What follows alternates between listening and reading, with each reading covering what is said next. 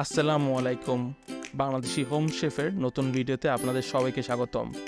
আজকে তৈরি করে দেখাবো কীভাবে বাসায় খুবই স্বল্প উপাদান দিয়ে ভ্যানিলা আইসক্রিম তৈরি করা যায়। তো আর দেরি না করে চলুন শুরু করা যাক।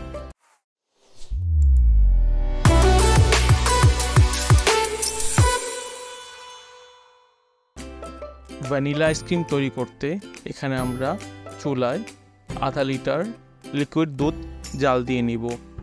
এবার কিছু কর্নফ্লাওয়ার নিয়ে তাতে লিকুইড দুধ নিয়ে ভালো করে মিক্স করে নিব।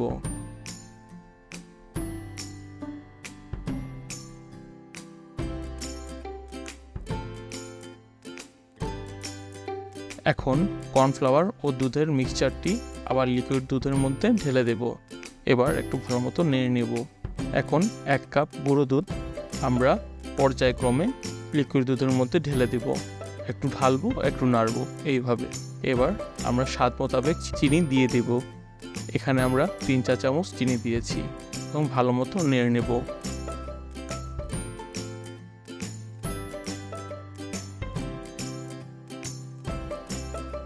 দুধটা গাঢ় হয়ে আসা পর্যন্ত আমরা নাড়তে থাকবো।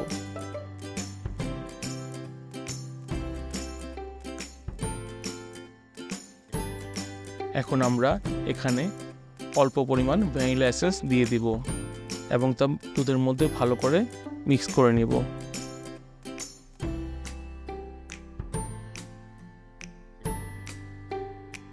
দেখুন আমাদের দুধটা কত সুন্দর গাঢ় হয়ে এসেছে। এখন আমরা দুধটা নামিয়ে ফেলবো। এইবার সেই দুধটা আমরা 2 ঘন্টার জন্য ফ্রিজে রেখে দিব। দেখুন দুধটা কিভাবে বসে গিয়েছে। এখন সেই দুধের মিক্সচারটি আমরা যে ব্লেন্ডারে ভালো করে ব্লেন্ড করে নেব। এবার সেই দুধটির উপর আমরা পেস্তা বাদাম এবং কাঠবাদাম কুচি করে তা দিয়ে ভালো মতো মিক্স করে নেব। হয়ে গিয়েছে আমাদের আইসক্রিমের মিক্সচারটি। এবার একটি বক্স নিয়ে তার মধ্যে আমরা সেই লিকুইড দুধের মিক্সচারটি দিয়ে দিব এবং উপর দিয়ে আরও কিছু বাদাম কুচি ঢেলে দেব। এবার বক্সটি বন্ধ করে কয়েক ঘন্টার জন্য আমরা ডিপ ফ্রিজে আইসক্রিমটি রেখে দেব। হয়ে গেল আমার ভ্যানিলা আইসক্রিম। এখন আমরা ভ্যানিলা আইসক্রিমটুকু একটি স্কুপ চামচ দিয়ে নিয়ে তা মেহমান কিংবা ফ্যামিলি মেম্বারদের কাছে সার্ভ করব।